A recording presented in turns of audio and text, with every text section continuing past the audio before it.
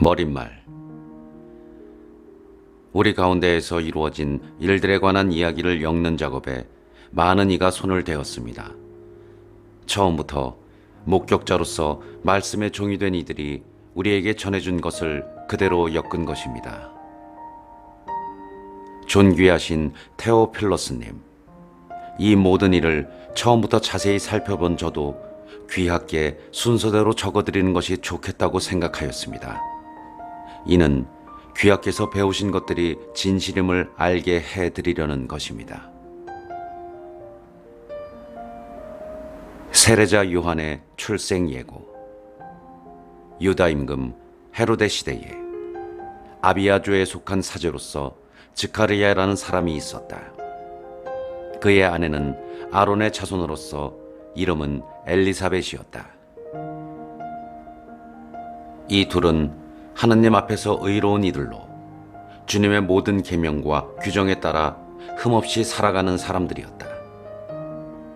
그런데 그들에게는 아이가 없었다. 엘리사벳이 아이를 못 낳는 여자였기 때문이다.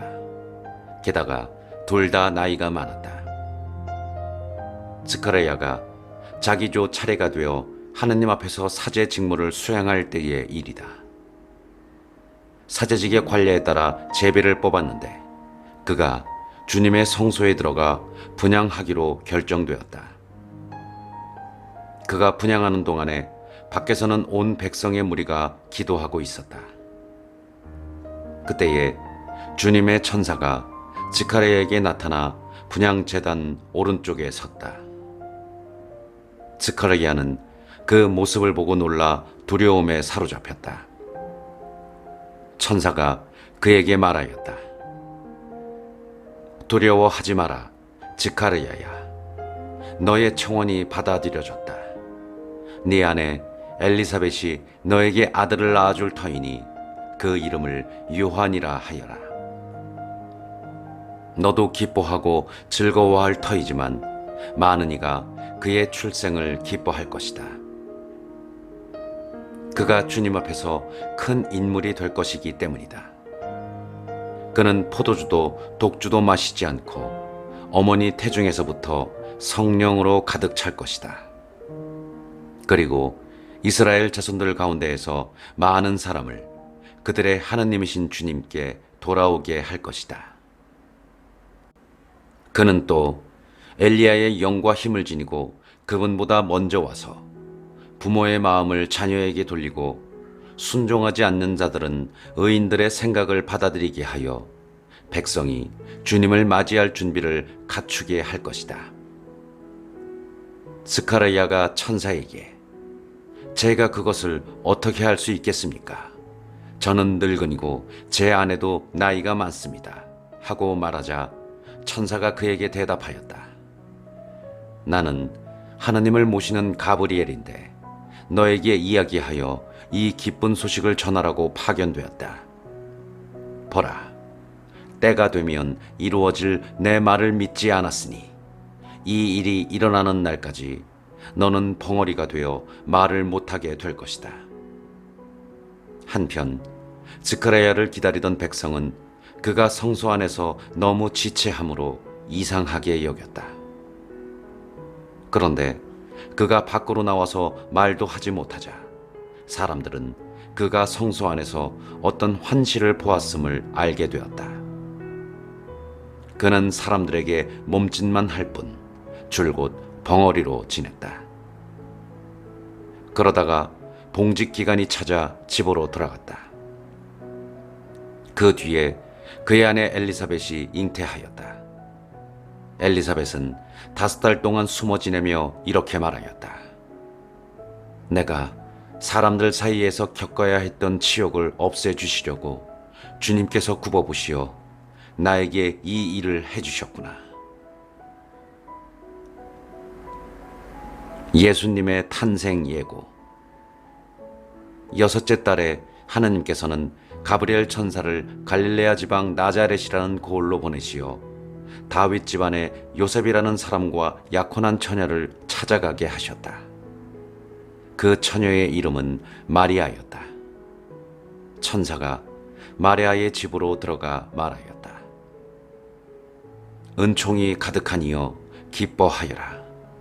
주님께서 너와 함께 계시다. 이 말에 마리아는 몹시 놀랐다. 그리고 이 인사말이 무슨 뜻인가 하고 곰곰이 생각하였다. 천사가 다시 마리아에게 말하였다. 두려워하지 마라, 마리아야. 너는 하느님의 총애를 받았다. 보라, 이제 네가 잉태하여 아들을 낳을 터이니 그 이름을 예수라 하여라. 그분께서는 큰 인물이 되시고 지극히 높으신 분의 아드님이라 불리실 것이다. 주 하느님께서 그분의 조상 다윗의 왕좌를 그분께 주시어 그분께서 야곱 집안을 영원히 다스리시리니 그분의 나라는 끝이 없을 것이다. 마리아가 천사에게 저는 남자를 알지 못하는데 어떻게 그런 일이 있을 수 있겠습니까? 하고 말하자 천사가 마리아에게 대답하였다. 성령께서 너에게 내려오시고 지극히 높으신 분의 힘이 너를 덮을 것이다. 그러므로 태어날 아기는 거룩하신 분, 하느님의 아드님이라고 불릴 것이다. 네 친척 엘리사벳을 보아라. 그 늙은 나이에도 아들을 잉태하였다. 아이를 못 낳는 여자라고 불리던 그가 임신한 지 6달이 되었다. 하느님께서는 불가능한 일이 없다. 마리아가 말하였다. 보십시오. 저는 주님의 종입니다. 말씀하신 대로 저에게 이루어지기를 바랍니다. 그러자 천사는 마리아에게서 떠나갔다. 마리아가 엘리사벳을 방문하다. 그 무렵에 마리아는 길을 떠나 서둘러 유다 산악지방에 있는 한 고을로 갔다. 그리고 지크라야의 집에 들어가 엘리사벳에게 인사하였다. 엘리사벳이 마리아의 인사말을 들을 때 그의 태 안에서 아기가 뛰놀았다. 엘리사벳은 성령으로 가득 차 큰 소리로 외쳤다. 당신은 여인들 가운데에서 가장 복되시며 당신 태중의 아기도 복되십니다. 내 주님의 어머니께서 저에게 오시다니 어찌 된 일입니까? 보십시오. 당신의 인사말 소리가 제 귀에 들리자마자 저의 태 안에서 아기가 즐거워 뛰놀았습니다. 행복하십니다. 주님께서 하신 말씀이 이루어지리라고 믿으신 분.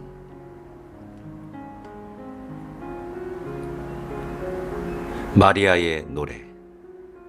그러자 마리아가 말하였다. 내 영혼이 주님을 찬송하고 내 마음이 나의 구원자 하느님 안에서 기뻐 뛰니 그분께서 당신 종의 비천함을 굽어보셨기 때문입니다. 이제부터 과연 모든 세대가 나를 행복하다 하리니 전능하신 분께서 나에게 큰 일을 하셨기 때문입니다. 그분의 이름은 거룩하고 그분의 자비는 대대로 당신을 경외하는 이들에게 미칩니다. 그분께서는 당신 팔로 권능을 떨치시어 마음속 생각이 교만한 자들을 흩으셨습니다. 통치자들을 왕좌에서 끌어내리시고 비천한 이들을 들어 높이셨으며 굶주린 이들은 좋은 것으로 배불리시고 부유한 자들을 빈손으로 내치셨습니다. 당신의 자비를 기억하시어 당신 종 이스라엘을 거두어 주셨으니 우리 조상들에게 말씀하신 대로 그 자비가 아브라함과 그 후손에게 영원히 미칠 것입니다. 마리아는 석 달가량 엘리사벳과 함께 지내다가 자기 집으로 돌아갔다. 세례자 요한의 출생. 엘리사벳은 해산달이 차서 아들을 낳았다. 이웃과 친척들은 주님께서 엘리사벳에게 큰 자비를 베푸셨다는 것을 듣고 그와 함께 기뻐하였다. 8회째 되는 날, 그들은 아기의 할례식에 갔다가 아버지의 이름을 따서 아기를 즈카르야라고 부르려 하였다. 그러나 아기 어머니는 안 됩니다. 요한이라고 불러야 합니다. 하고 말하였다. 그들은 당신의 친척 가운데에는 그런 이름을 가진 이가 없습니다. 하며 그 아버지에게 아기의 이름을 무엇이라 하겠느냐고 손짓으로 물었다. 즈카르야는 글 쓰는 판을 달라고 하여 그의 이름은 요한이라고 썼다. 그러자 모두 놀라워하였다. 그때에 즈카르야는 즉시 입이 열리고 혀가 풀려 말을 하기 시작하면서 하느님을 찬미하였다. 그리하여 이웃이 모두 두려움에 휩싸였다. 그리고 이 모든 일이 유다의 온 산악지방에서 화제가 되었다. 소문을 들은 이들은 모두 그것을 마음에 새기며 이 아기가 대체 무엇이 될 것인가 하고 말하였다. 정녕 주님의 손길이 그를 보살피고 계셨던 것이다.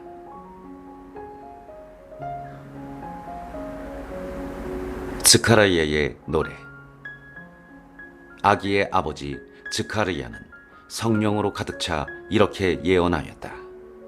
주 이스라엘의 하느님께서는 찬미 받으소서. 그분께서는 당신 백성을 찾아와 속량하시고 당신 종 다윗 집안에서 우리를 위하여 힘센 구원자를 일으키셨습니다. 당신의 거룩한 예언자들의 입을 통하여 예로부터 말씀하신 대로 우리 원수들에게서 우리를 미워하는 모든 자의 손에서 우리를 구원하시려는 것입니다. 그분께서는 우리 조상들에게 자비를 베푸시고 당신의 거룩한 계약을 기억하셨습니다. 이 계약은 우리 조상 아브라함에게 하신 맹세로 원수들 손에서 구원된 우리가 두려움 없이 한평생 당신 앞에서 거룩하고 의롭게 당신을 섬기도록 해 주시려는 것입니다.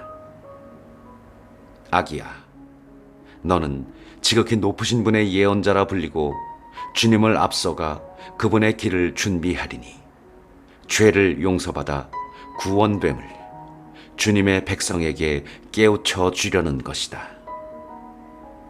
우리 하느님의 크신 자비로 높은 곳에서 별이 우리를 찾아오시어 어둠과 죽음의 그늘에 앉아 있는 이들을 비추시고 우리 발을 평화의 길로 이끌어 주실 것이다.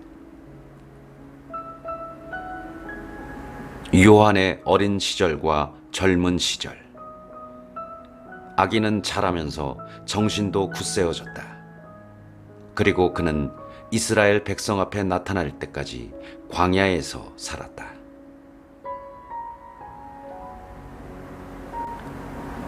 예수님의 탄생. 그 무렵 아우구스투스 황제에게서 칙령이 내려 온 세상이 호적 등록을 하게 되었다. 이 첫 번째 호적 등록은 퀴리니우스가 시리아 총독으로 있을 때에 실시되었다. 그래서 모두 호적 등록을 하러 저마다 자기 본향으로 갔다. 요셉도 갈릴레아 지방 나사렛 고을을 떠나 유다 지방 베들레헴이라고 불리는 다윗 고을로 올라갔다. 그가 다윗 집안의 자손이었기 때문이다. 그는 자기와 약혼한 마리아와 함께 호적 등록을 하러 갔는데 마리아는 임신 중이었다. 그들이 거기에 머무르는 동안 마리아는 해산날이 되어 첫 아들을 낳았다. 그들은 아기를 포대기에 싸서 구유에 뉘었다. 여관에는 그들이 들어갈 자리가 없었던 것이다. 천사가 목자들에게 예수님의 탄생을 알리다. 그 고장에는 들에 살면서 밤에도 양떼를 지키는 목자들이 있었다. 그런데 주님의 천사가 다가오고 주님의 영광이 그 목자들의 둘레를 비추었다. 그들은 몹시 두려워하였다. 그러자 천사가 그들에게 말하였다. 두려워하지 마라. 보라, 나는 온 백성에게 큰 기쁨이 될 소식을 너희에게 전한다. 오늘 너희를 위하여 다윗 골에서 구원자가 태어나셨으니 주 그리스도이시다. 너희는 포대기에 쌓여 구유에 누워있는 아기를 보게 될 터인데 그것이 너희를 위한 표징이다. 그때에 갑자기 그 천사 곁에 수많은 하늘의 군대가 나타나 하느님을 이렇게 찬미하였다. 지극히 높은 곳에서는 하느님께 영광, 땅에서는 그분 마음에 드는 사람들에게 평화. 목자들이 예수님을 뵙다. 천사들이 하늘로 떠나가자 목자들은 서로 말하였다. 베들레헴으로 가서 주님께서 우리에게 알려주신 그 일, 그곳에서 일어난 일을 봅시다. 그리고 서둘러 가서 마리아와 요셉과 구유에 놓은 아기를 찾아냈다.